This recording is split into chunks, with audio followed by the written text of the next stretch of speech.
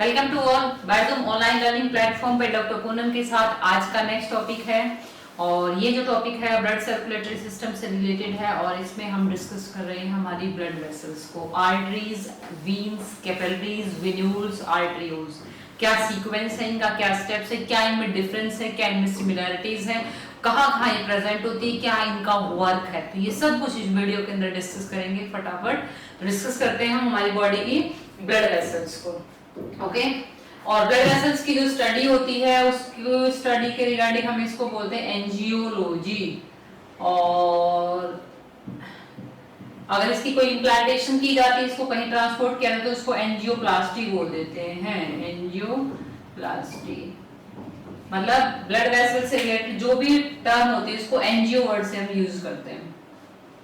एंजियोग्राफ है इसके अंदर, इसका ब्लड फ्लो हम पढ़ते हैं। ओके सो ब्लड वेसल्स के अंदर हम डिस्कस करें तो बॉडी के अंदर जो सभी ऑर्गन्स हैं उनके पास न्यूट्रिएंट्स का, कार्बन डाइऑक्साइड, वाटर, ऑक्सीजन, हर एक बॉडी वेस्ट का रिमूवल और हर एक न्यूट्रिएंट का, ऑक्सीजन का पहुंचाना इन ब्लड वेसल्स का काम होता है। जो ब्लड वेसल्स होती है हमारे मीजोडर्म से डेवलप होती है क्योंकि ये हमारी बॉडी के सर्कुलेटरी सिस्टम में आते हैं, कनेक्टिव टिश्यू में आते हैं। तो हर बॉडी का connective tissue is developed from the mesoderm. Okay अब हम वो फ्लो पढ़ते हैं कि ये कैसे कैसे अराइज होती है और कैसे कैसे ये डिफरेंशिएट हो जाती है।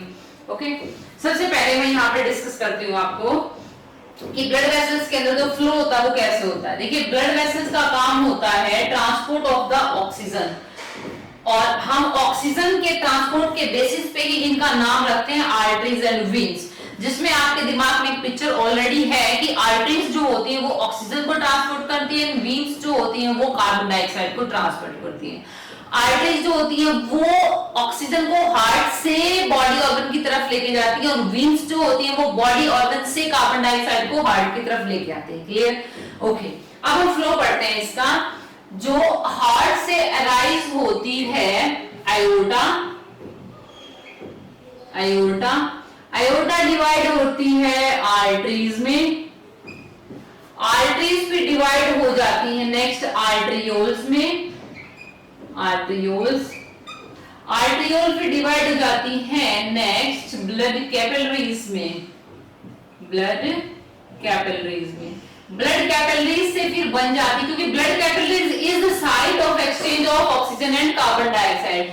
ब्लड कैपिलरी क्योंकि इनकी थिन वॉल होती है और सिर्फ थीका एक्सटर्नल थीका मीडिया नहीं होता तो इसमें सिर्फ और सिर्फ क्या प्रेजेंट होता है, एंडोथेलियल सेल भी होते हैं। तो यहाँ पे ऑक्सीजन और कार्बन डाइऑक्साइड का एक्सचेंज होती है।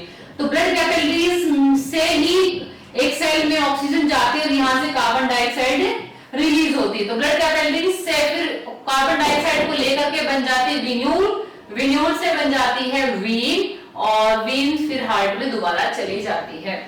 हार्ट से एयोर्टा राइज होती है बेटा, एयोर्टा फिर डिफरेंट आर्टरीज में बनती है। एक पर्टिकुलर ऑर्गन की एक पर्टिकुलर आर्टरी होती है, वो आर्टरी जब उस ऑर्गन के अंदर जाती है तो और भी ज्यादा डिवाइड हो जाती है जिसको बोलते हैं आर्टरियोल्स। आर्टरियोल्स बहुत फाइन ब्लड कैपिलरीज में डिवाइड हो जाती है जहां से एक्सचेंज स्टार्ट हो जाता है ऑक्सीजन और कार्बन डाइऑक्साइड का। फिर उसके बाद में कार्बन डाइऑक्साइड को रिसीव करके वही अपना थोड़ा सा कलर चेंज कर लेते हैं और डीपली पेनिट्रेटेड होती हैं वेन्यूल्स, और वेन्यूल्स के बाद में फिर क्या बनती है, वीन्स बनती हैं और वीन्स ही कलेक्ट होकर के वेना केवा बनती है, superior and inferior vena cava जो हार्ट के राइट चैम्बर के राइट ऑरिकल में अगेन ओपन हो जाती है। तो ये था हमारी बॉडी के अंदर ब्लड वेसल्स का फ्लो। ओके अब हम डिस्कस करते हैं इनके बीच में सिमिलैरिटीज क्या है एंड डिससिमिलैरिटीज क्या है हमारी बॉडी की आर्टरीज एंड वीन्स के अंदर। पहले हम इसकी सिमिलैरिटीज पढ़ते हैं। ओके सिमिलैरिटीज में देखिए हमारी आर्टरी या वीन की 3 लेयर होती हैं। ट्यूनिका एक्सटर्ना या एडवेंटिशिया बोलते हैं, फिर ट्यूनिका मीडिया होती है और या मस्कुलर लेयर बोलते हैं, फिर ट्यूनिका इंटरना होता है या एंडोथेलियल लेयर बोलते हैं इसको। क्लियर? अब हम डिस्कस करते हैं पहले ट्यूनिका एक्सटर्ना या एडवेंटिशिया जो आउटर मोस्ट लेयर होती है, जो कनेक्टिव टिश्यू की लेयर होती है। तो tunica externa adventitia outer most होती है and it is lined by mostly connective tissue which help in connection with any particular organ. उसके बाद में आती है ट्यूनिका मीडिया, और जो ट्यूनिका मीडिया होती है वो इलास्टिक फाइबर की बनी होती है एंड इलास्टिक फाइबर की वजह से ही यहाँ पर हिस्टामाइन, सेरोटोनिन वगैरह काम करके इसकी इलास्टिसिटी की वजह से इसका डायमीटर डिसाइड करते हैं कि इनको डायमीटर इंक्रीज करना है कि डिक्रीज करना है। ओके तो इलास्टिक कनेक्टिव टिश्यू होती है एंड स्मूथ मसल्स फाइबर होते हैं, लेकिन जो ट्यूनिका मीडिया होता है उसकी थिकनेस आर्टरी के अंदर ज्यादा होती है और वीन्स के अंदर कम होती है। ओके, फिर ट्यूनिका इंटरना आता है। ट्यूनिका इंटरना को भी आगे हम दो पार्ट में डिवाइड कर देते हैं, इलास्टिक मेम्ब्रेन और फिर एंडोथेलियल मेम्ब्रेन। इलास्टिक मेम्ब्रेन के अंदर यहाँ पे स्पेशल मिलते हैं आपको yellow elastic connective tissue fibre, और जिसी की वजह से इसकी इलास्टिसिटी जो है वो और भी ज्यादा बढ़ जाती है। उसके बाद में एंडोथेलियम देखें तो एंडोथेलियम इंटरनल बना होता है, ब्लड वेसल्स अंदर की तरफ सारी स्मूथ बनी होती है, फ्लैटेंड स्क्वैमस एपिथेलियल सेल्स की, और वो क्या करती हैं, they help in transport and exchange of the gases. और ये जो एंडोथेलियल सेल्स होती है लंबी लंबी होती है, इलोंगेटेड होती है आर्टरीज के अंदर। ओके, वेन्यू के अंदर नहीं होती क्योंकि उनके अंदर स्टिफनेस आ जाती है, उनके अंदर वॉल्स प्रेजेंट होते हैं। ओके, तो ये इसमें कॉमन चीजें थी। अब हम डिस्कस करते हैं इनके अंदर डिफरेंस क्या होता है। आर्टरी की स्ट्रक्चर ये है भाई, ये है इसका ट्यूनिका एक्सटर्ना, फिर ये है इसका ट्यूनिका मीडिया, और फिर ये है इसका ट्यूनिका इंटरना। आर्टरी सभी की सभी हार्ट से बॉडी ऑर्गन की तरफ ट्रांसपोर्ट करती है क्या, ऑक्सीजनेटेड ब्लड। लेकिन इसमें एक्सेप्शन क्या है, पल्मोनरी आर्टरी।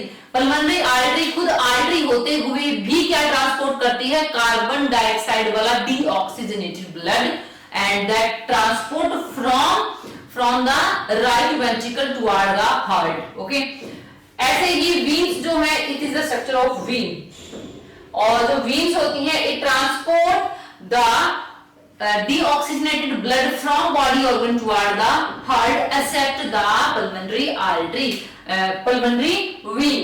ओके, और जो पल्मोनरी वीन है ये क्या करती है, right and left pulmonary vein 4 होती है, and it help to transport the deoxygenated blood from the lungs toward the left atrium. Okay, फिर इसके बाद में आर्टरी में नेक्स्ट डिफरेंस है, इसके अंदर ट्यूनिका मीडिया मैंने बता दिया थिक होता है और बहुत ज्यादा होता है, लेकिन इसके अंदर पतला होता है और इसके अंदर मसल फाइबर कम होते हैं।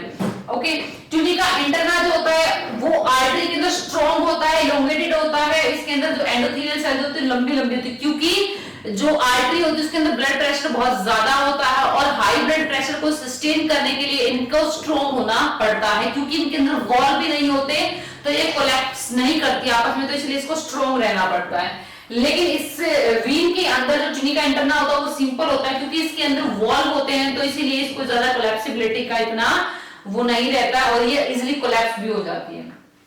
ओके, उसके बाद में जो आर्टरी है उसकी वॉल अगर देखें हम थिक होते हैं और ये मस्कुलर होती हैं, क्योंकि they sustain the high blood pressure.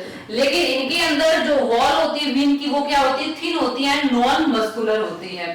Okay, उसके बाद में इसकी जो वॉल होती है वो थिक होती है, नॉन कोलैप्सिबल होती है, वो कोलैप्स नहीं करती, लेकिन जो वीन होती है उनकी वॉल थिन होती है, वो इजिली कोलैप्स कर जाती है।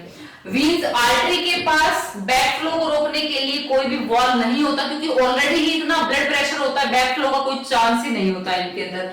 लेकिन वीन के अंदर क्या होता है, ब्लड प्रेशर जो होता है वो बहुत कम होता है, वो धीरे धीरे पल्सेशन की फॉर्म में जाता है, तो बैक फ्लो को रोकने के लिए वेन्यूल के अंदर और वीन्स के अंदर क्या होते हैं, वॉल प्रेजेंट होते हैं।